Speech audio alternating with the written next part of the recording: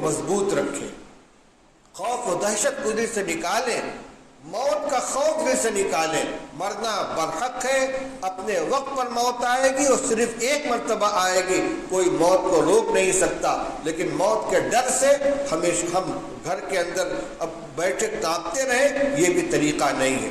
حق کے خود حفاظتی شریعت نے اور قانون نے ہم کو دیا ہے۔ خدا نہ خواستہ حالات ایسے آ جائیں کہ ہماری جان مال کے اوپر حملہ ہو جائے تو ہم بزدل بن کر گھر میں نہ بیٹھے رہیں، ہم امن و امان کے محافظ ہیں، اپنی طرف سے کوئی امن کے خلاف اقدام نہیں کریں گے، لیکن اگر ہماری جان مال عزت آبرو کے اوپر کوئی حملہ آور ہوتا ہے تو صرف نعرے تکبیر نہ لگائے چھت کے اوپر چڑھ کر، بلکہ اللہ نے جتنی طاقت دی ہے، ہمت دی ہے، جتنی استطاعت ہے، جو اسباب فراہم ہو ان کے ذریعے اپنا دفاع کرنے کی کوشش کرنی چاہیے۔ پھر کہوں گا موت آئے تو عزت کے ساتھ آئے، موت آئے گی اپنے وقت کے اوپر آئے گی، لیکن دلوں میں بزدلی بیٹھا کر، کمزوری بیٹھا کر اور اپنے کو دوسروں کے سپرد کر دینا، حوالے کر دینا، یہ ایمان والے کی شان نہیں ہے۔ اللہ تعالی ہم سب کو صحیح سمجھ عطا فرمائے، صحیح عمل کرنے کی توفیق عطا فرمائے۔ وآخر دعوانا الحمدللہ رب العالمین۔ ابھی حالیہ دنوں میں دا کشمیر فائل کے نام سے کشمیری پنڈتوں سے متعلق ایک فلم بنا کر پورے ملک کے اندر ٹیکس فری کر کے دکھلائی گئی ہے، جس کا مقصد یہ ہے کہ مسلمانوں کے خلاف غیر مسلموں کے دل میں نفرت کا اور جذبہ پیدا ہو، ان کے اندر اشتعال پیدا ہو۔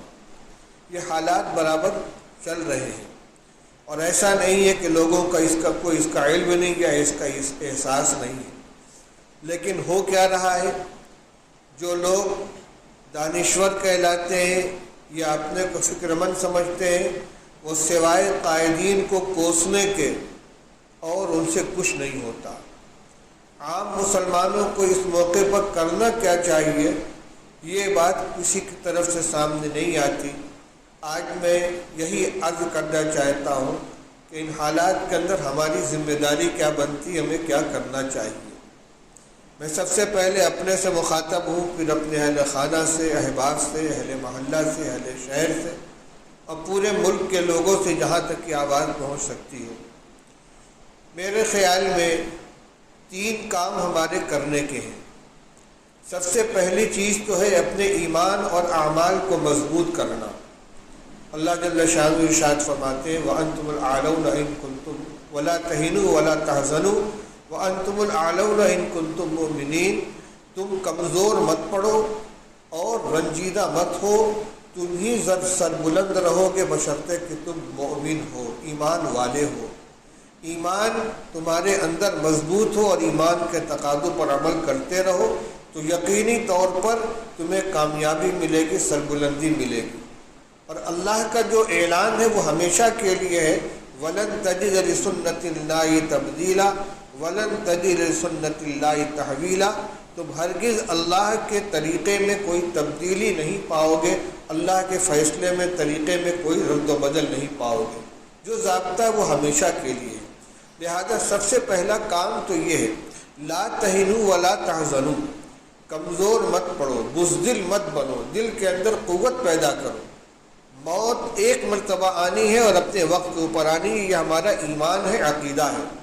ایمان کی بنیادی چیزوں میں یہ بات شامل ہے کہ جب بندہ پیدا ہوتا ہے تو اپنی عمر متعین کرا کے اللہ کی طرف سے آتا ہے، اور اذا جاء اجلهم لا يستاخرون ساعة ولا يستقدمون، جب مرنے کا وقت متعین آ جاتا ہے تو نہ ایک لمحہ آگے جا سکتا ہے نہ ایک لمحہ پیچھے جا سکتا ہے۔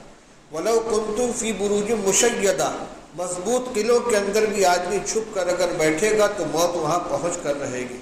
اس لیے موت تو آنی ہے، ہر ایک کی آنی ہے، اپنے وقت کے اوپر آنی ہے اور صرف ایک مرتبہ آنی ہے۔ لہذا موت کے خوف سے آدمی کا ہر وقت ڈرتے رہنا، اپنے دل کو کمزور کرنا، یہ ایمانی قوت کے بالکل خلاف ہے۔ صحابہ رضی اللہ تعالیٰ عنہ ان کا حال تو یہ تھا کہ ان کو برچھی لگتی ہے تو کہتے ہیں فزت ورب الکعبہ، رب کعبہ کی قسم میں تو کامیاب ہو گیا۔ اس لیے دل کو مضبوط رکھیں اور ہمیں کیا کرنا ہے وہ کریں۔ سب سے پہلا کام یہ کہ اپنے اعمال کو درست کریں، اپنے اخلاق کو درست کریں، جلوت اور خلوت کی زندگی کو تقوی والی زندگی بنائیں، اللہ کی نافرمانی سے اپنے آپ کو بچائیں، نمازوں کا اہتمام 100% ہو رمضان و غیر رمضان میں۔ جو ہماری اخلاقی کمزوریاں ہیں، خرابیاں ہیں، بدعمالیاں ہیں، ان سے توبہ کریں، ان سے اپنے آپ کو بچائیں، اپنے گھر والوں کو، اپنے بچوں کو، عورتوں کو، جوانوں کو ان سے روکیں، ماحول کے اندر سے خرابیوں کو مٹانے کی کوشش کریں، اس لیے کہ اللہ کی مدد تقوی اور ایمان کے اوپر، تقوی اور صبر کے اوپر۔ وَمَن يَتَّقِ وَيَصْبِرْ، جو آدمی تقوی اختیار کرتا ہے، اللہ سے ڈرتا ہے اور دین کے اوپر جمتا ہے، اللہ تعالیٰ اس کی مدد فرماتے ہیں۔ صحابہ کرام رضی اللہ تعالیٰ عنہ کی اسی تقوی اور صبر کے اوپر مدد ہوئی ہے۔ اپنے اعمال کو درست کریں، اخلاق کو درست کریں۔ دوسری چیز یہ کہ ایک تصویر اسلام کی اور مسلمانوں کی وہ ہے جو دوسروں کی طرف سے دنیا والوں کے ذہن میں بیٹھائی جا رہی ہے کہ یہ متشدد ہیں، دہشت گرد ہیں، بد اخلاق ہیں، قاتل ہیں، خونی ہیں۔ اور ایک اسلام کی اور مسلمانوں کی حقیقی تصویر وہ ہے جو ہمیں اسلام نے سکھلائی ہے، جو اللہ اور اس کے رسول صلی اللہ علیہ وسلم نے ہمیں بتلائی ہے، جس پر صحابہ کرام رضی اللہ تعالیٰ عنہ قائم تھے۔ ہم امن پسند ہیں، غریبوں کے، مسکینوں کے، پڑوسیوں کے مددگار ہیں، انسانیت کی بنیاد پر ایک دوسرے کی خبر گیری کرنے والے ہیں، ہمدردی کا معاملہ کرنے والے ہیں۔ اپنے عمل سے اس کو ثابت کریں، دوسروں کے پروپیگنڈے کے ذریعے، غلط تشہیر کے ذریعے، فرضی فلموں کے ذریعے مسلمانوں کے تشدد اور دہشت گردی اور ان کے خوخار ہونے کا جو تصور بیٹھایا جا رہا ہے، تقریروں سے یہ زائل نہیں ہوگا، یہ عمل سے زائل ہوگا۔ آپ دیکھ لیجئے، ابھی چند 2 سال پہلے لاک ڈاؤن کے زمانے میں جو پریشانیاں آئی ہیں، لالے پڑے زندگی کے، کھانے پینے کی چیزوں کی دشواریاں آئی ہیں، اس موقع پر جن مسلمانوں نے اپنے اسلامی اخلاق کا اور انسانیت کا مظاہرہ کیا ہے، اس کا اثر ان برادران وطن کے اوپر بھی پڑا ہے۔ اور اسی طرح اپنے ہم وطن لوگوں میں جو اپنے مسلک سے الگ نفرت رکھنے والے لوگ تھے، ان کے اندر بھی احساس پیدا ہوا ہے اور ان کو یہ کہنا پڑا ہے کہ بھئی ہم جو ان کے بارے میں سمجھتے تھے وہ غلط ہے۔ کیوں؟ اس لیے کہ اس وقت اسلامی اخلاق کا مظاہرہ کیا گیا، اسلامی تعاون کا مظاہرہ کیا گیا۔ تو یہ زندگی میں اگر ہمارے ہمیشہ زندہ رہے گا اور ہم نفرت کا جواب نفرت سے دینے کے بجائے محبت سے جواب دیں گے تو انشاءاللہ اس کا اثر ہوگا۔ ان کا جو کام ہے وہ اہل سیاست جانے، میرا پیغام محبت سے جہاں تک پہنچے۔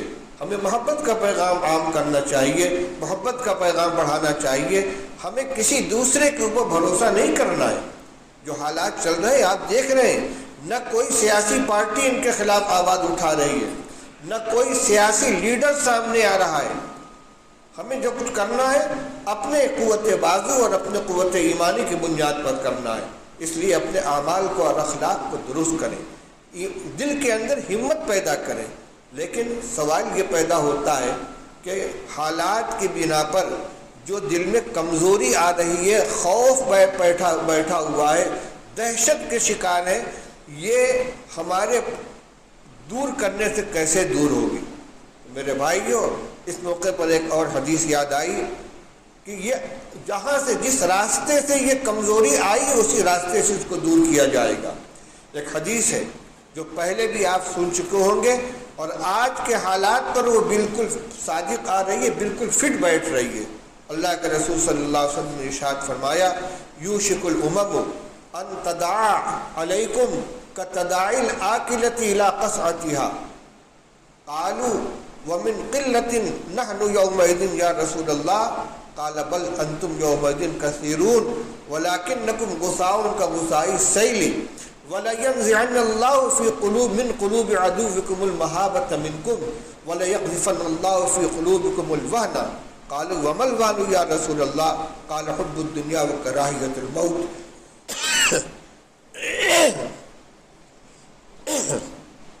أو كما قال رسول الله صلی اللہ علیہ وسلم۔